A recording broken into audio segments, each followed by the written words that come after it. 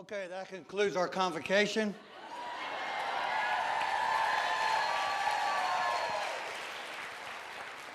Aren't these kids fantastic? Man. So a very special thank you to Julie Shore, our Executive Director of Fine Arts, Jody Noblet, our Director of Music Education, and I also want to thank Wade Young and Clark Stevens up in the booth. Thank y'all very much.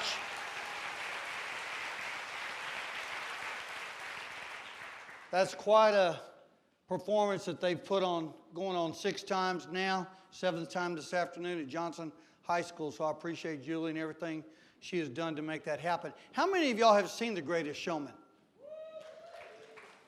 Fantastic. So the music that the kids performed to this morning is from that musical.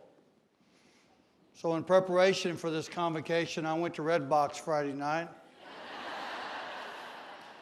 What a great, entertaining movie. Boy, P.T. Barnum did a fantastic job of really pulling out these students, pulling out these people, I should say, from the shadows, putting them into the spotlight, and really celebrating their great work, their great skills, their great characteristics. And ladies and gentlemen, that's what you guys do every day. Every day you take students and you do great work with them and you celebrate their successes and you move them instructionally in the classroom as well as outside the classroom. What a great movie, what a great musical, what a great thing that we get to do.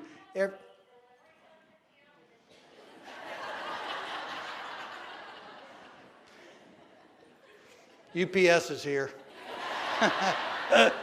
or Amazon or one of those people. So it's a little hard for me to see, but I would love to know how many of y'all are brand new to the Northeast Independent School District into public education. Fantastic. Thank you for choosing Northeast ISD to be your employer. We know you had choices. How many of y'all have been in the public education business 5 years or less? Okay. How about 10 or less? How about 20 or less? 20 or more? Fantastic. Congratulations.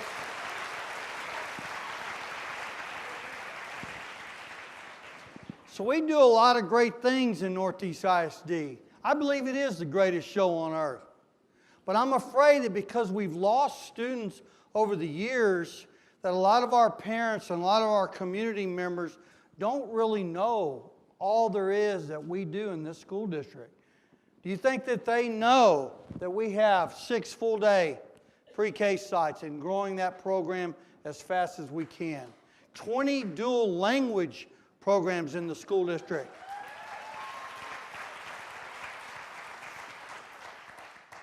By far the most campuses of dual language of any school district anywhere in Central or South Texas. Did you know we had 2,875 industry recognized certifications? Do you think that they knew we had 4,800 graduates and those graduates collected over $94 million in scholarships last year? We're creating STEAM elementary schools to highlight STEM and the arts in elementary schools throughout the district. 11 magnet programs throughout the school district, and then I think the thing I'm most passionate about, and that's our 360-degree education. We have to continue to do great work inside the classroom, but we have to continue to strive to find things for every kid to be involved with. Doesn't have to be the football team or the band. It could be choir, it can be orchestra, swimming, it can be robotics, it can be the chess club, but it needs to be something that students are involved in. So school choice, to me this has become a disruptor for public education, and it's a disruptor for the Northeast Independent School District. It's a game changer. I'm really not going to get on my soapbox today and talk about our competition. but that competition is out there. There's always been school choice to some degree, but the proliferation of school choices for parents today are much different than ever before. Back in my day, it was parents send you to private school or you went to public school. Now today, parents have so many more choices. They have online programs. I was sitting there watching TV last night, and I saw another commercial for K-12 online education. Boy, those are expensive commercials. I'd like to know where they're getting their money. Parents have choices, and they're free. They're disrupting traditional public schools, and they are disrupting our neighborhood schools. It should be making you uncomfortable. It certainly is making me uncomfortable. It keeps me up at night. One constant in this public education world is change. There's always change. Remember my Big Chief tablet speech? I still have that Big Chief tablet. It was used for learning, just like the iPad is used for learning. Now, it's good that I can't see you right now, because if you still have those overhead transparencies, I do not want to show hands.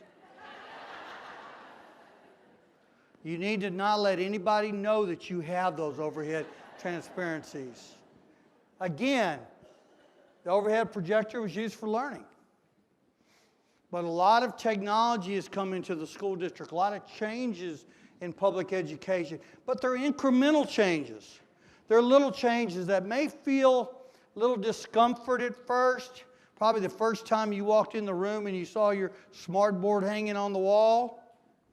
Kind of made you feel uneasy. You know, I have lunch with kids every year. Every fall and every spring, I have a student luncheon with elementary students, middle school, and high school. And 4 or 5 years ago, and I always ask basically the same kind of questions. So 4 or 5 years ago, I asked the students, how many of your teachers are using your smart boards? About 30 to 40% 4 or 5 years ago. So I asked that question again this spring, and unanimously, every kid that I was having lunch with said that every teacher was using their smart board. That makes me proud. That makes me know that yes, it took us a little while to get to that point, but the technology is growing, and the technology is being used by our educators. Incremental changes.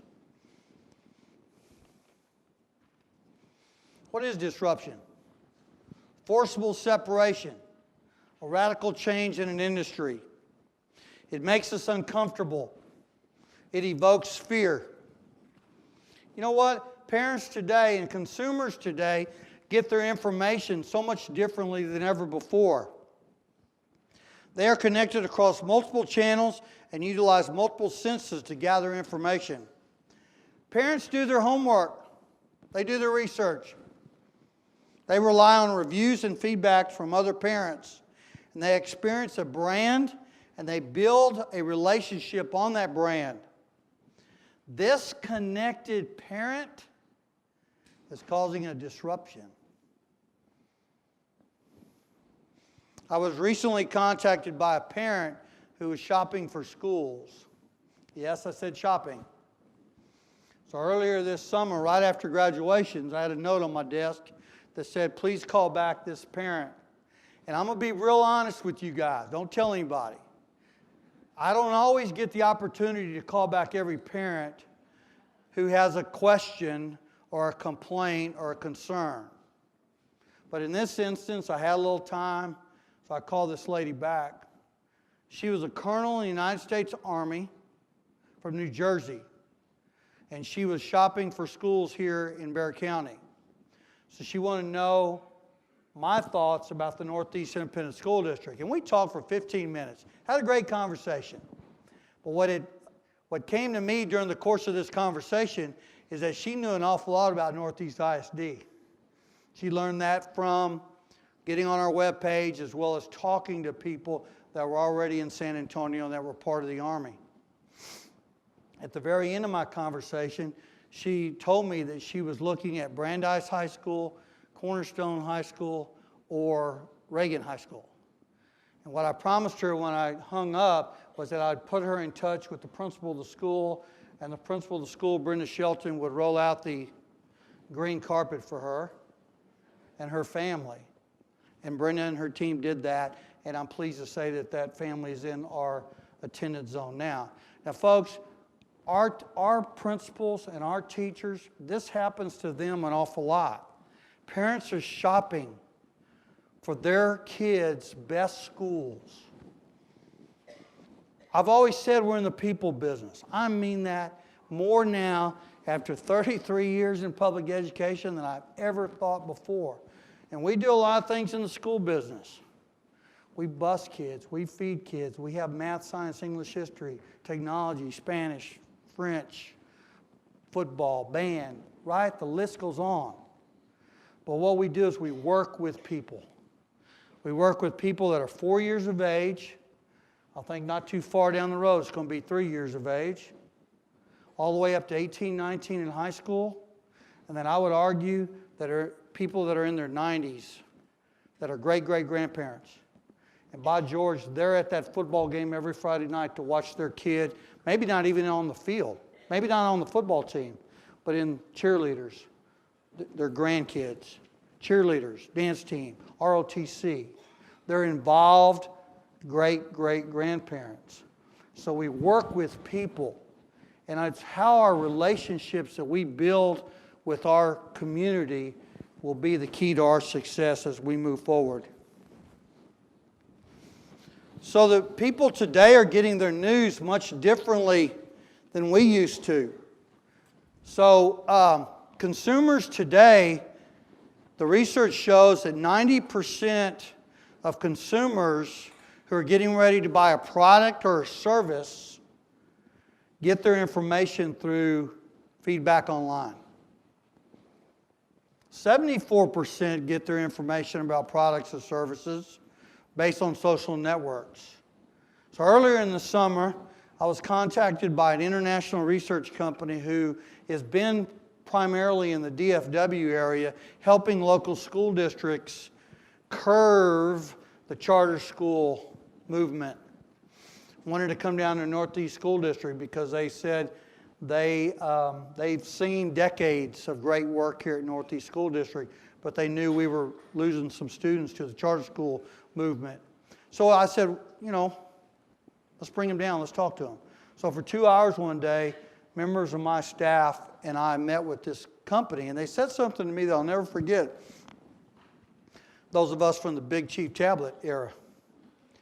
People today in Northeast ISD, about 10% of the community gets their news from channels 4, 5, 12, 29, 35, and Express News.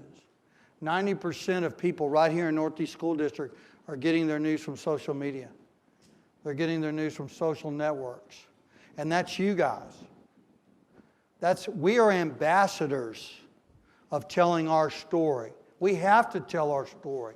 We have to be the greatest showmen and the greatest showwomen that we can be, because that's what parents want. You are the greatest ambassador. I can tell you the hard work that goes on in your classroom or on the field or in the gym does not go unnoticed. I certainly notice it. Parents notice it, and students definitely notice it. What we have to do as a body, each one of us, there's probably 700 or 800 people in here. We have to reach not just the audiences of parents that we have today, but the audiences of parents who may be shopping for schools. We have to reach those parents and those audiences as well, and to tell the great things that are occurring in Northeast School District and in your school and in your cluster. So last year I talked a lot about warmth and competence. There's a lot of competence in this district, and most of you are warm. We need to keep working on that piece, because that's what parents today want. So one of the stories we got on our website, hashtag the Northeast ISD Way, was from a Mrs. Brimble, and I want to read her letter to you today. When my son Gary finished 8th grade, he was going through divorcing parents, new friends, and many other things. I was not sure how things were going to end up for him. I gave him some options, and we decided on the electrical program at MacArthur High School. This program gave him something to focus on and to keep him moving in a forward motion. He had great teachers that took interest in him with an understanding of what he was going through. They permitted me to be an active part of his program by joining in on trips and fundraising to ensure they had everything they needed. Gary enjoyed the program and helped others make their way through it. He was able to work during the summer months or summer vacation of his 11th grade year to see if this is what he really wanted to do. The teachers were more than just teachers. They really cared about my son, and they helped him through it. Today he works in hospitals, retirement homes, and all kinds of other commercial locations with some supervisory positions placed upon him. I cannot thank the electrical program enough for giving my son a fair shot at life. Now I will tell you, that kind of story resonates throughout the school district, and I promise you there are parents in each one of your schools who could tell a story just as compelling. What really rings true to me about that particular story, as well as all the other stories, is that don't you think for a minute that Mrs. Brimble is telling everybody she sees about how well the electrical program at MacArthur High School took care of her son. She's telling people online, she's telling people at the grocery store, she's telling her relatives. Those are the kind of stories that we have to continue to share with our community.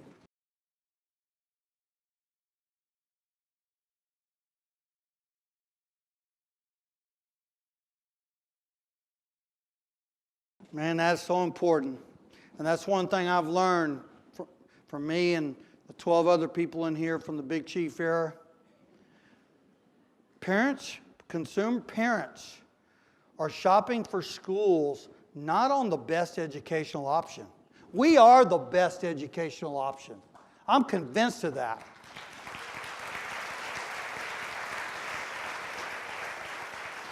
They are shopping schools on how those schools make them feel. Now that's kind of interesting to the Big Chief tablet guy. But that's what's happening. That's how parents are making decisions. That commercial I saw last night, K-12, fantastic commercial. Fantastic. That makes parents feel good. And that's how they're making their decisions. Our customers are complex. If you're not providing that personal, connected experience, they will use their legs and go somewhere else because they can. They can go somewhere else. Our customers want a success story like Gary's. So our challenge, this is a challenge for us. One thing that they have kind of in their corner is how do you make a large school feel intimate? 3,000 kids at Churchill High School, a lot of kids in our elementaries and our middle schools. The key is to try and make them feel like this is a very nurturing, very intimate environment. They don't want to be just a number on the football team or in the band, or even in the GT program. They want to feel that their child is getting individual attention and support. Events like Culture Fest, Think-a-thons, community fairs, makerspace showcases, volunteer opportunities are great ways to bring in your community and make a big school feel intimate. But here's the key. If you're not present in that event comes across to those parents as hollow and empty. During those events, football games, choir concerts, PTA events, you have to make connections and build relationships with parents and with students. It's not just enough to hold the event. You have to make connections at the event. You have to continue to build relationships. It is critical in this time of disruption that we tell stories like Gary's to elevate the status of public education. It is worth fighting for. However, we're not alone in this fight. There are public school advocates who are working to share the great things that are occurring in public schools all over the place. We have our great PTA, we have Rooted, we have Go Public, and we have Friends of Texas Public Schools. Let's watch a 2-minute video about Go Public and the great things that are happening in Bexar County schools.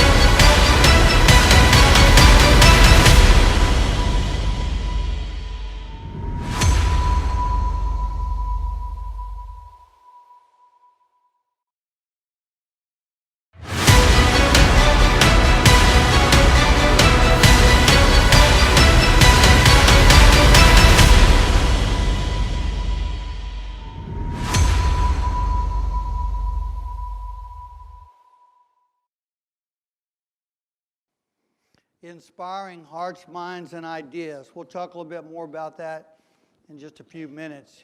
We encourage you to follow these organizations on social media. I want to tell you a little quick story, then I've got some people I want to introduce you to. But about a year ago, during our Leadership Northeast classes, Leadership Northeast is where we bring in about 40 members from our community, and for 9 months, once a month, we have a lesson, we have a class. And 1 month it's finance, 1 month it's accountability, 1 month it's extracurricular, safety, security. 1 month I got on my soapbox and started talking about our great Texas State Legislature and finances and accountability and that sort of thing. And there were some moms in the audience, and they were mad, and they came up to me when it was all over with, and we started a conversation. We started talking.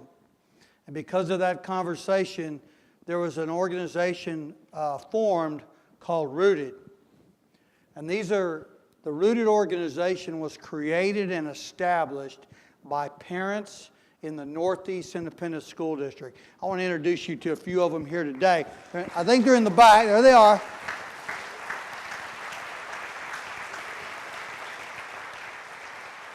Christy, Lauren, Sophia, and Janelle, thank y'all so much for being here today, and thank you for what you do for us.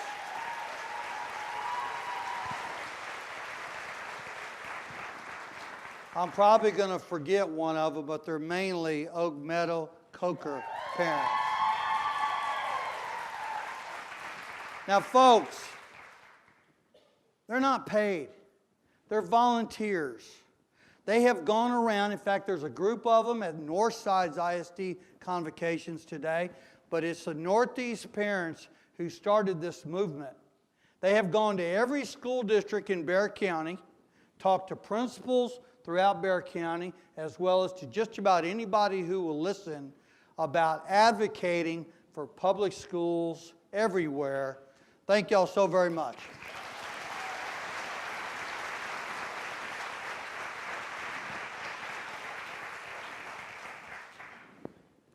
So there are challenging times. We need to tell our story more often. So I have a challenge for you today. Leadership teams, I have more responsibility for you. What do you know about the feeder patterns in your cluster? If you're an elementary teacher, what do you know about the middle school or the high school in your cluster? High school teachers, what do you know about the elementary or middle school? So my challenge to you today is to come up with 3 positive things that you can share with anybody who asks you about going to that next level. So if you're an elementary parent right now, elementary teachers are constantly being asked, you know, you guys are doing a great job at your elementary school, but I'm nervous about sending my kid to the middle school. Come up with 3 positive things that you can say about your middle schools or your high school, and vice versa. You are an ambassador, whether you think you are or not. And I will tell you selfishly, we need you to be. We need you to be spreading the great work that's going on throughout the school district. You can do a 30-second elevator speech.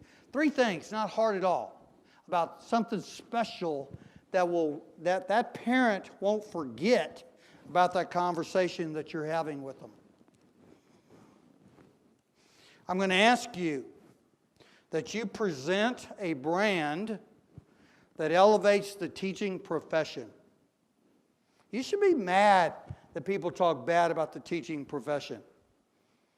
You should fight back.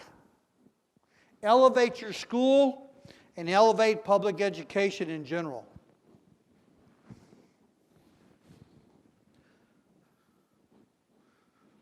Interesting lead-in topic. So most of you know my dislike for the A through F accountability system. I think it's bad law and it's bad policy. So most of you hopefully by now have heard about the rating that the Northeast Independent School District received last week, right? Okay.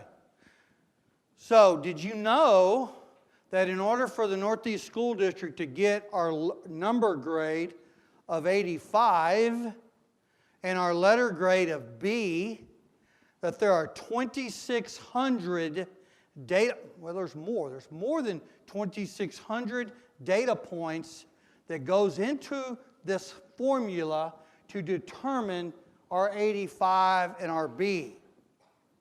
Now, folks, the governor, lieutenant governor, and the commissioner are constantly talking about how simple this system's going to be and how transparent that an average parent will know how their school or their district is doing. Folks, that's neither simple nor is it transparent. But it is what it is. And next August, every school in the state will get a letter grade.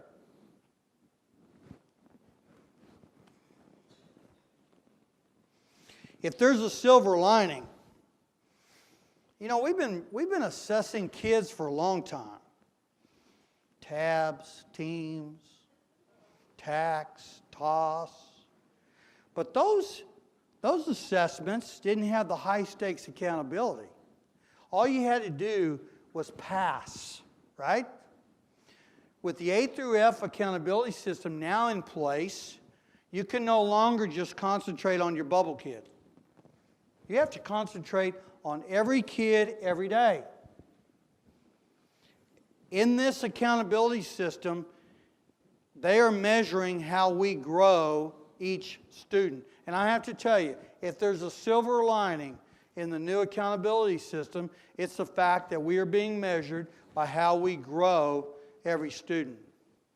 Now, I agree with that. I've always agreed with that. I don't mind assessment. In fact, I think it's necessary. I think it's important. We should be doing that for our parents and for our taxpayers. What I don't like about the system is the high stakes letter grade that the district and each school will receive. So in the last 2 weeks, I've probably been asked, I don't know, maybe 100 times, definitely dozens of times, about my opinion about our 85 or about our letter grade. And depending on the audience,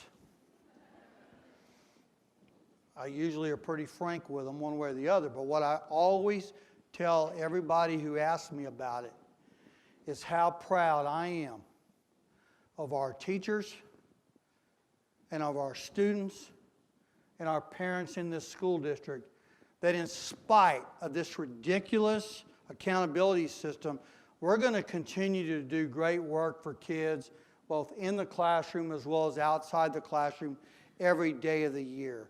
Congratulations.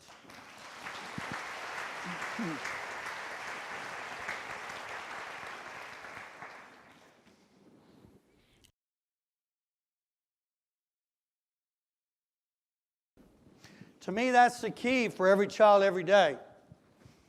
That's the key, and that's the real skill. That's the real skill of being a teacher, right? Is how do you push Johnny's button on that day? Or how do you push Sally's button on that day?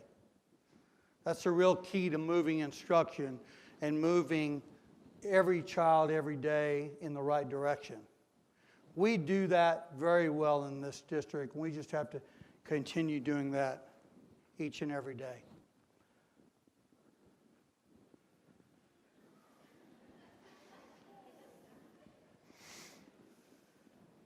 We've always taken safety and security very serious in this district for decades. Back in the late 90s, early 2000s, we won a national award for one of the first school districts in the nation to have a critical incidents manual. About that thick, 3-ring binder. It went from anywhere from a mosquito bite to a bomb threat. Now we've had to add active shooter to that, no longer a 3-ring binder. In fact, I have it on my phone now. I get evaluated 2 times a year by this board of trustees, and they evaluate me on their 7 goals. And one of their goals is to provide a safe environment. We have a 40-member committee that meets regularly, made up of principals, counselors, police staff, operations staff, our risk management department, to talk about what do we need to do a little differently. One of those things last year was that we now contract with an outside company to monitor all social media sites. They do it for us. They have keywords. And if they find something that is not right, they call our chief of police. And our chief of police sends at least 2 officers to people's homes. And we sit down in their living rooms and we say, look what your son or daughter said on social media. Do you have weapons in your house? Well, yes, we do. Where are they? Let me see them. Are they locked up? Our police staff is doing that.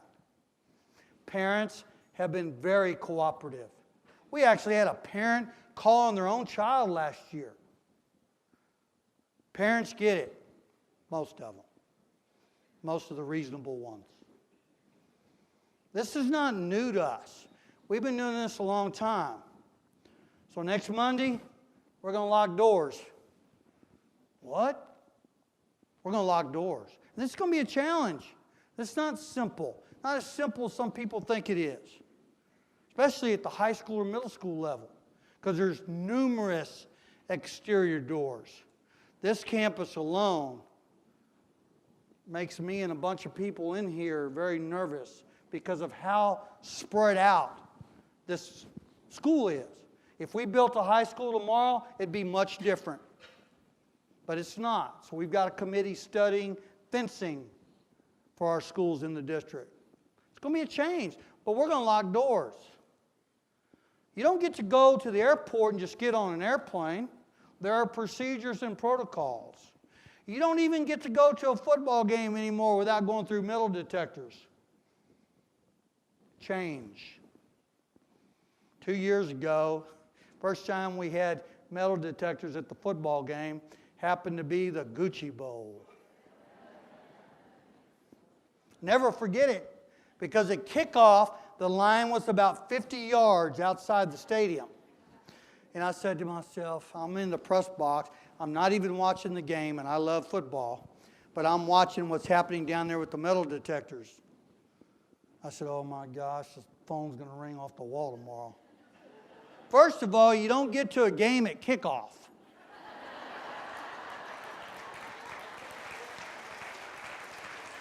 All right, let me get back to my topic.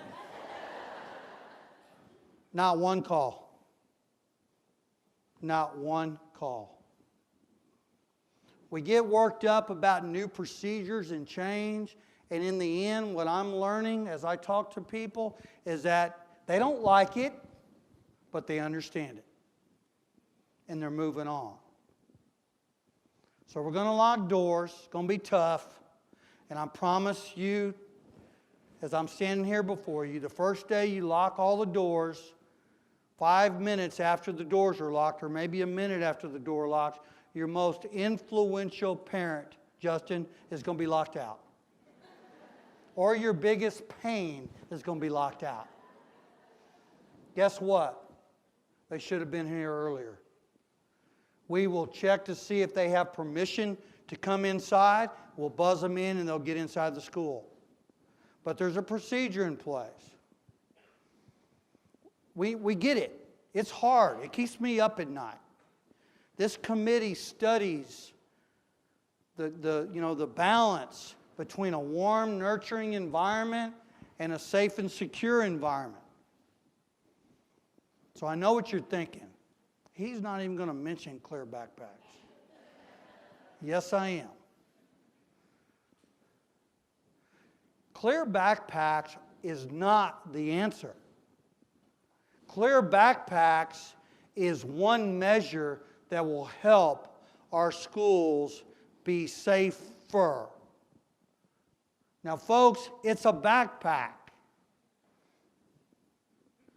It's a backpack. How many of you had to carry your books? Come on. Come on. That's right. It's a backpack. And if they want to come in school Monday morning at Churchill, they're going to have a clear backpack. It's not going to be easy. These guys right here, boy, are they going to be busy. This gentleman over here is really going to be busy. Because we know there'll be some kids that will test us. They're probably plotting their little plan already.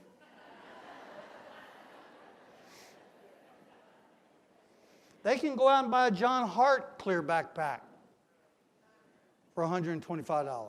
Or we have free backpacks because we went and bought them for those who cannot afford a new clear backpack. It's one measure. It's not the answer. And I'm not here to tell you today it is the answer. It's not the answer. But it's one more thing to help our schools be safer. So I've gotten a few emails on this issue. This Board of Trustees, executive staff have received a few emails. But I have to tell you, it's been pleasant. Both ways. So the negative feedback I've received, 99% of them were high school kids. They're not even parents. And the high school kids, guys, they do a great job. They're very articulate.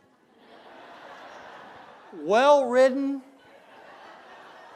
Some of it is research-based. Some of it is opinion. And I tell them, thank you so very much for your comments. You need a clear backpack on August 27th.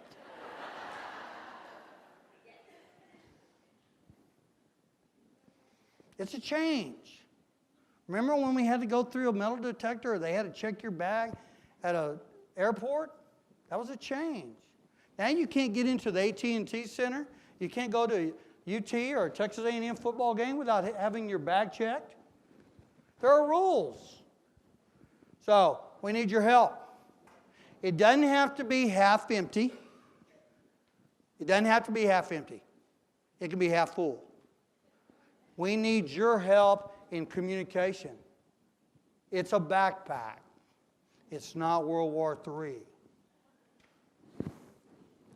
Okay. So we had originally planned that we were going to have an active shooter training right here at Convocation. And last week, I just felt like that wasn't the right venue, that we needed to let individual campuses talk about the little intricacies about their campus. So sometime this week, your leadership team is going to walk you through critical incidents plan, which they have to do every year. And this year, not only are they going to do what they always have done, but they have a PowerPoint presentation that they're going to show you that was developed by our Chief of Police, Wally McCampbell, Churchill graduate, and Mario Ward, our Director of Risk Management. And when they're done with that presentation, then they're going to talk about things that pertain to your campus individually.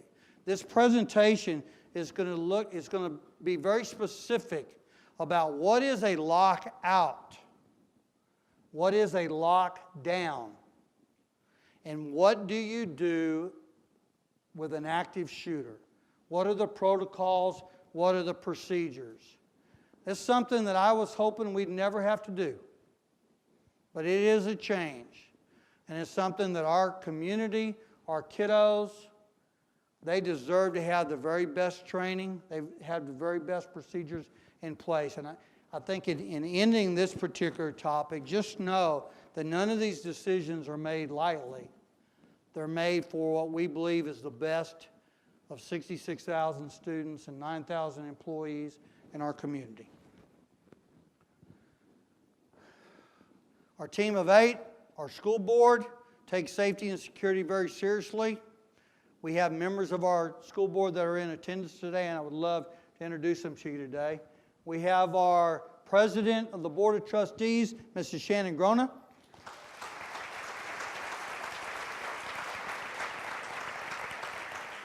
We have our board secretary, Mrs. Sandy Hughey. Board member, Mr. Joseph Trevino. And board member, Mrs. Sandy Winkley.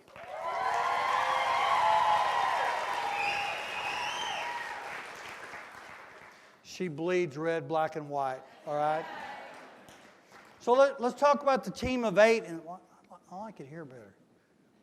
The team of 8 has undergone change. So a year ago, Mrs. Sandy Wolf said she had moved out of the district. She could no longer serve on the Board of Trustees. So this board appointed Joseph Trevino to take his place. And then this past May, Joseph ran unopposed. Then we had 2 board members, Bridget Perkins, 20 years of service, and Ed White, 22 years of service, decided they had a good run, but they were no longer going to be on the school board. We had 2 ladies throw their name in the hat for their 2 positions, Mrs. Terri Williams for Mr. Ed White and Mrs. Sandy Winkley for Bridget Perkins. And we are thrilled that they are on our Board of Trustees. We love the passion and the energy that they bring to our team of 8. Round of applause for our Board of Trustees.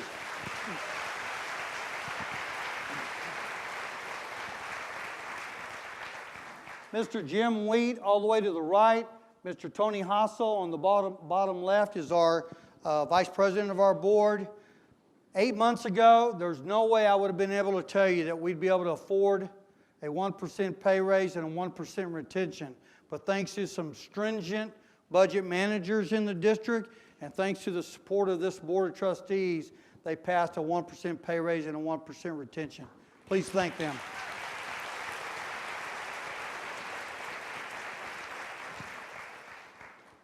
So the executive staff who works about 20 hours a day, 7 days a week, 52 weeks out of the year, I want to thank them for what they do, the hard work that they give to this school district every day. We have with us our Associate Superintendent for Instruction and Campus Administration, Dr. Donna Newman. Associate Superintendent for Operations, Mr. Ron Clary. Associate Superintendent for Business Services, CFO, Dan Villarreal. Assistant Superintendent for Instruction and Campus Administration, Dr. Sean Maika. Executive Director of Communications, Mrs. Aubrey, Chancellor. Our Director of Governmental Relations, Ms. Deb Caldwell. Our Executive Director of Campus Administration, Mr. Bill Boyd.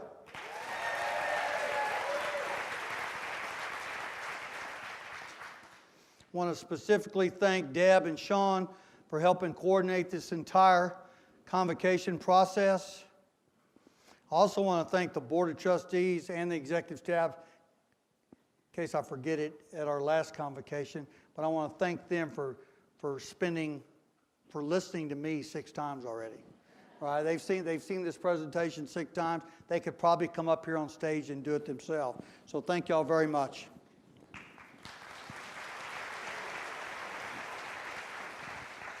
So next steps as we move forward. How can we ensure that people in Northeast School District think that we are the greatest show? We must change how we perceive ourselves and how we present ourselves. We can't continue to present ourselves like it was 1995 or 2005 or maybe even 2015. We have to present ourselves. We have to be ambassadors for what we do so well in this school district. We must elevate. I think this is a very important part. I think we got to elevate the professionalism of teachers. Our teachers do a great job in this school district, and you need to continue to elevate and talk about the great work that's occurring in classrooms throughout the school district. The best teacher in the world is somebody who loves what he or she does and just loves it in front of you. Y'all remember Mr. Rogers? Usually the elementary teachers are the one that go, oh. I heard some high school teachers right here do the same thing. We love Mr. Rogers. Love what that youngster had to say. It is so true. It is so true. And I think one of my closing comments for you today is that I hope you're having fun. This job's hard. Your job is hard. And if you're not having fun on a daily basis, this is a long day and a long school year. So I encourage you to have fun. We must engage with our customers in deeper ways. We should learn everything we can about your customers and know what your students care about. So here's another challenge. Is there a back door here, Justin? Right there, okay. So by the second week of school, you should know every kid in your class. Know their kid's name. I tell 400 bus drivers to do that every year. Know them. Know if they're in the choir. Know if they're in the band. Know if they're in athletics. Know if they're in the chess club. And when they come into class, midway through October, November, whenever time of the year, ask them about their 7th grade football game the night before. In fact, better, go to their football game. Let them see you at the football game. It's that connection that you make with that child that will mean so much. Be in the moment and engage at events. This is huge. At those events, you have to make contact. You have to have relationships with people. Not just the parents that you know make you comfortable, but the ones that even might make you uncomfortable. You know what I'm talking about. You're in the classroom, and you see that parent coming from over here. And you know they're coming. And they're probably got a question for you that you either don't have the answer for or you know they're not going to like the answer. That's okay. It's okay. They may not like what you tell them, but you're trusting them, you're honest, and you're listening to them. So it helps build that relationship. Great teachers empathize with kids, respect them, and believe that each one has something special that can be built upon. It doesn't have to be a unique curriculum for every child, but getting enough flexibility in your curriculum to allow them to explore their interests is so powerful. We must build a culture of belonging. We can do that by celebrating the strengths and unique qualities of our students, growing all students academically, and making a big school feel small. All students need to feel that they're part of a community. So I encourage you to celebrate each student and their uniqueness to the school district.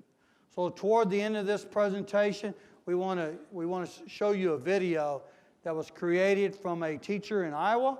Her name is Angela Myers. She started a movement where we're talking about making kids feel that they matter. So let's watch Angela's video. My name is Angela Myers. I've been an educator for over 20 years. And I think as a veteran educator, one of the most, popular questions that I'm asked is, what is the one thing that we can teach kids today? What's the one thing that I need to give my child so that they'll be prepared for this amazing, crazy, and complex world ahead?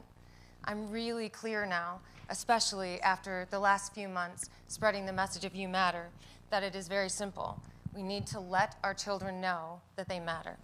We need to understand as individuals and as a community the impact and the power and the importance of these two words. You matter. You matter is not a simple statement or a sentiment to make someone feel good. Mattering is a necessity. It is not a nicety. Mattering is an element of DNA. It is a responsibility that we have as individuals to own our genius. We were created for significance. And it is important that every single individual that we have a chance to meet in our presence understands that they are noticed, that they are valued, that they matter. So I've been on a mission, on a crusade, asking kids, what can we do as adults in your life, whether you're a teacher, or you're a pastor, or you're a parent, or you're a community member, what can we do to let you know you are valued? Your contribution does matter. What do we need to do? And I guess rather than me sharing what over 500,000 students have claimed that the most important thing that we can do as adults, there's a study just released, we just released it at South by Southwest, 500,000 children, that's 500,000 children, said, all I want is to know that I matter and to know that you believe that I can make a difference and I can make an impact in the world. And we can promise them that. And rather than me quoting research or me telling you how to do that, I've asked a sampling of these global world changers to join me on stage and to help us help them know they matter. Come on over. So give them a hand.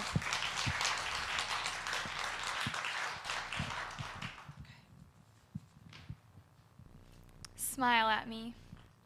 When you smile at me, the confidence in your eyes gives me confidence to make a difference, making a change, having a voice, and using my talents. Smile at me.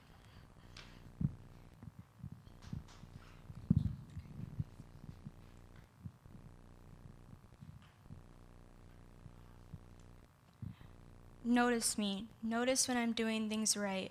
Notice that I am not stupid. Notice that I am not lazy. Notice that I am trying. I am creative, I am talented, and I am smart. I just wish somebody would notice me.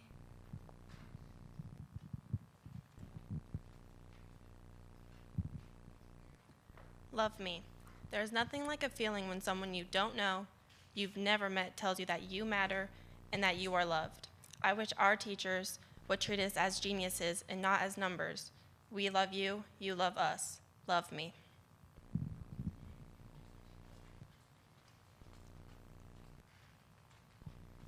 Believe in me.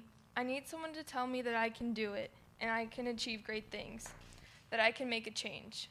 Imagine with me, help me dream of things I might be able to do, not just things I can do now.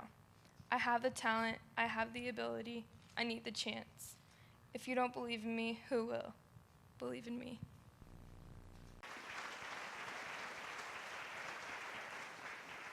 What I love about Angela's message is it's pretty simple to smile at kids. Pretty simple to notice them and to tell them that they matter. Doesn't cost anything.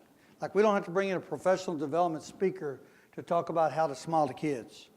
You guys do that every day. I would encourage everyone to try and make that a big part of the school year. You are our greatest showmen and showwomen. You are our greatest ambassadors in the Northeast School District. On behalf of the Board of Trustees and the executive staff, we want to wish you the very best to your 18-19 school year. We want to thank you for what you do to make this school district so successful and such a great place. The greatest place on earth, the greatest show on earth. Thank you so very much. Have a great day.